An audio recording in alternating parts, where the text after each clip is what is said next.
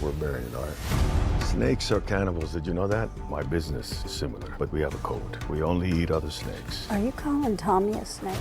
The trailer dropped, and the first thing you notice isn't the action, isn't the oil fields, isn't the business deals falling apart in real time. The first thing you notice is the silence between the words.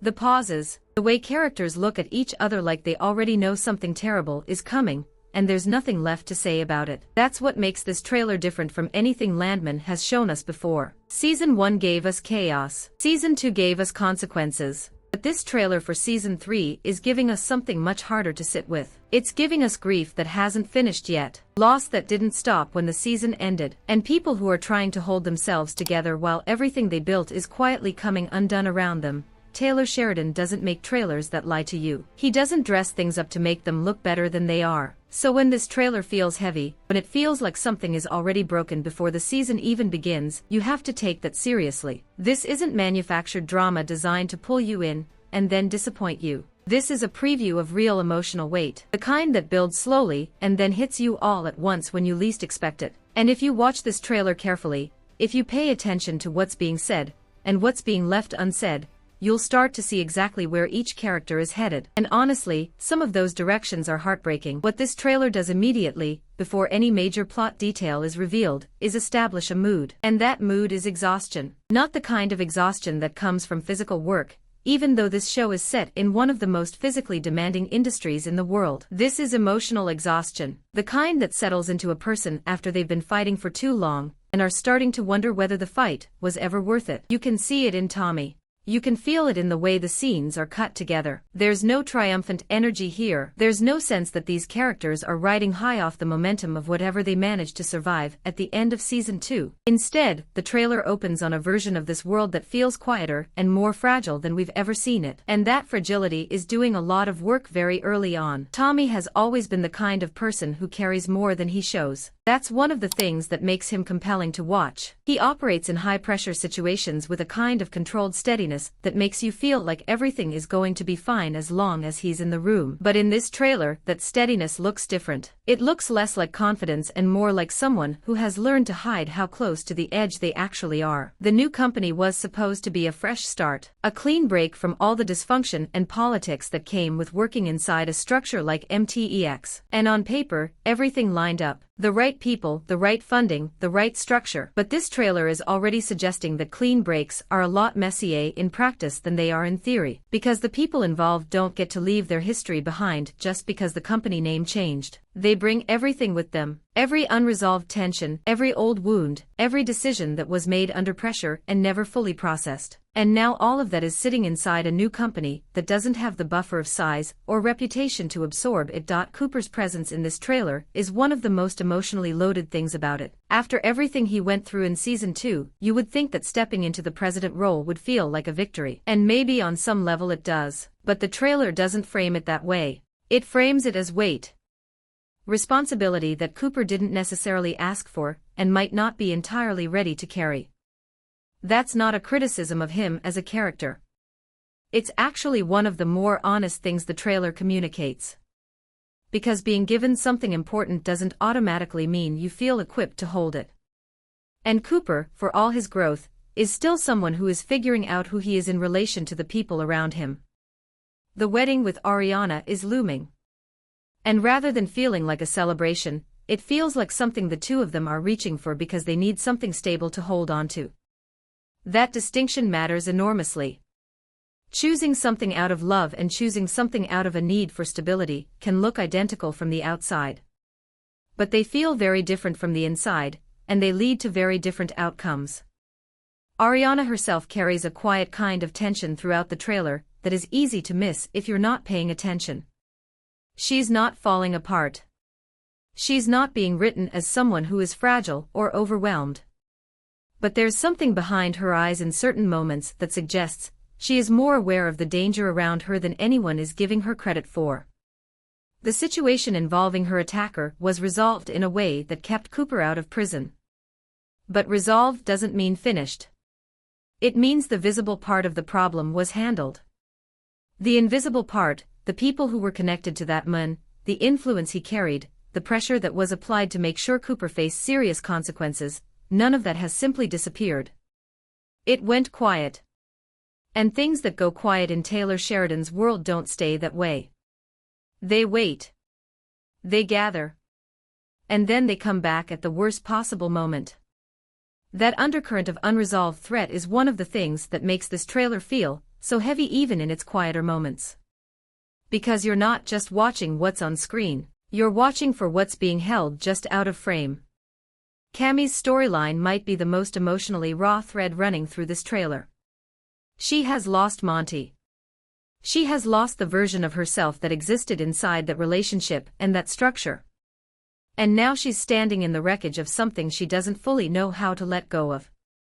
The trailer doesn't give her easy answers. It doesn't suggest that she has found a clear path forward.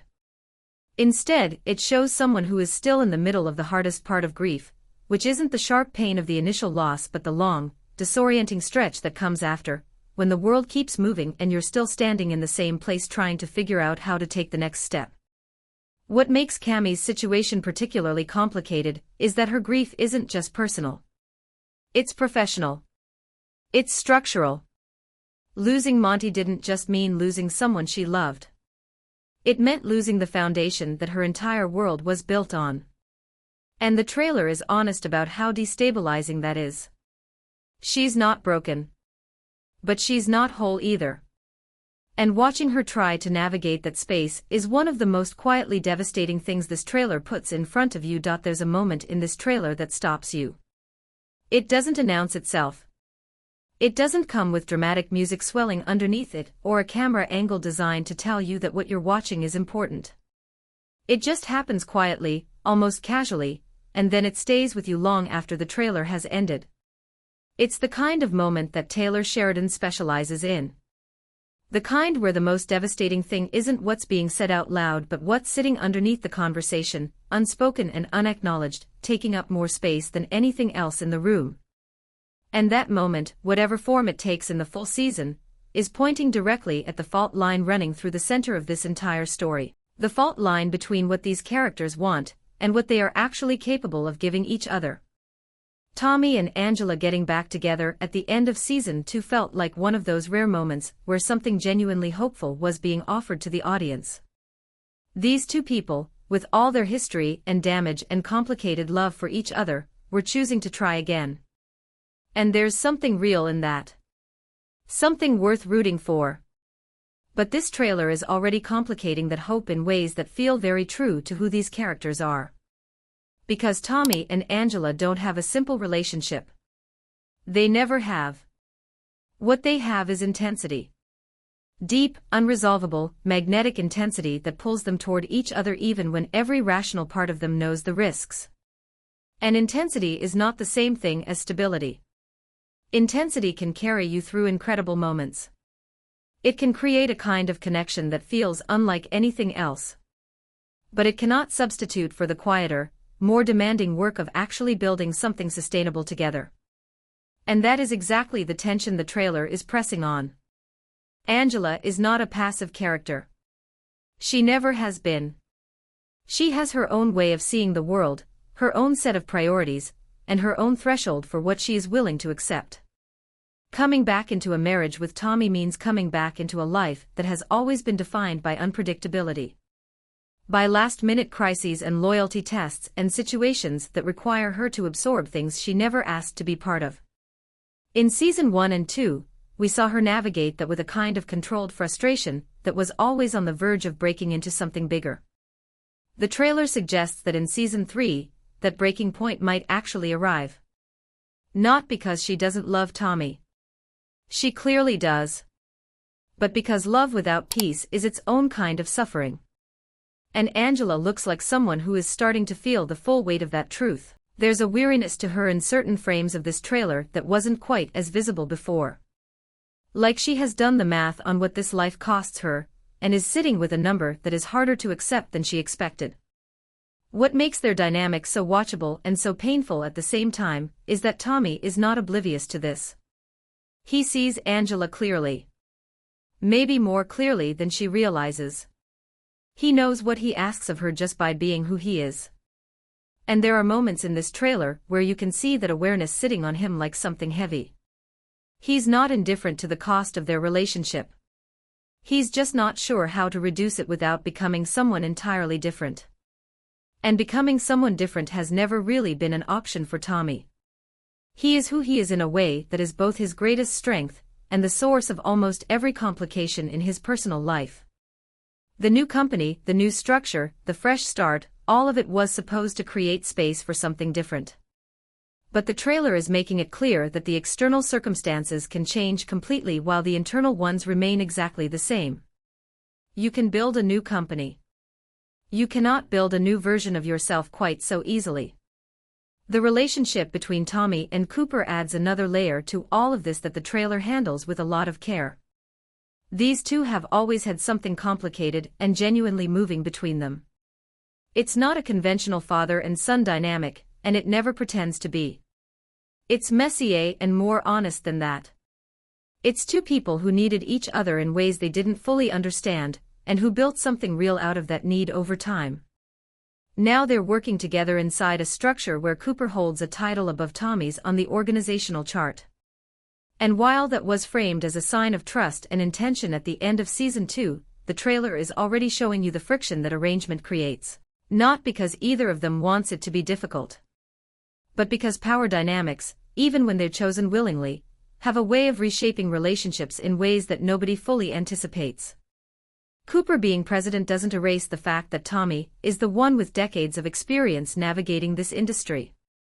And Tommy stepping into a vice president role doesn't erase the fact that he has spent his entire career being the person in the room who makes the final call.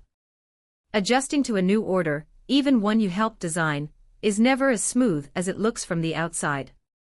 What the trailer captures so well in the moments between these two is the effort it takes to maintain something good under pressure. There's genuine warmth there. Genuine respect. But there's also the beginning of a strain that comes from trying to fit an old relationship into a new framework. Cooper wants to prove that he can carry what he's been given. Tommy wants to support that without undermining it. And those two intentions, as good as they both are going to create moments of real tension before the season is through. Because supporting someone and stepping back are two very different things. And Tommy has never been particularly good at stepping back. It's not in his nature. It's not how he survived everything he's survived. And now, for the sake of something he genuinely cares about, he's going to have to learn how to do it anyway. The trailer doesn't tell you how that goes. But it gives you enough to understand that the trying itself is going to cost him something. Section 3. There is something this trailer understands about grief that most television doesn't bother to get right. Most shows treat grief as a temporary state. A phase that a character moves through on their way to something else. They give it an episode, maybe two, and then they start writing the character back toward functional. Back toward present. Back toward ready for whatever the next plot development requires. Taylor Sheridan has never worked that way. And this trailer is proof of that. Because the grief that is running through this season isn't being treated as something these characters are moving through. It's being treated as something they are living inside of. Something that has restructured the way they see everything around them. And that distinction changes the entire emotional texture of what's being set up for season 3. It makes it heavier. It makes it more honest. And it makes it considerably harder to watch in the best possible way. Cammy is the character carrying the most visible grief in this trailer. But what's interesting is that it doesn't present itself the way you might expect. She's not falling apart in ways that are obvious or dramatic. She's not breaking down in scenes that are designed to signal to the audience that this is the emotional moment, pay attention here. Instead, her grief is operating underneath everything she does. It's in the way she holds herself. It's in the pauses before she speaks. It's in the way she looks at situations that she would have handled with more confidence before Monty was gone. Losing him didn't just take a person out of her life. It took a kind of certainty with him. A framework she had been operating inside without fully realizing how much of her own confidence was built on his presence and his belief in her. And now she's standing in rooms making decisions without that foundation underneath her. And the trailer shows you exactly how disorienting that is without ever being heavy-handed about it. The question of what Cammy does next is one of the most genuinely unpredictable threads in this entire trailer. And that unpredictability feels earned rather than manufactured. Because she is not a simple character being pushed in a simple direction. She has real intelligence and real instincts, and a genuine understanding of the business she has been operating inside, but she also has a wound that hasn't closed.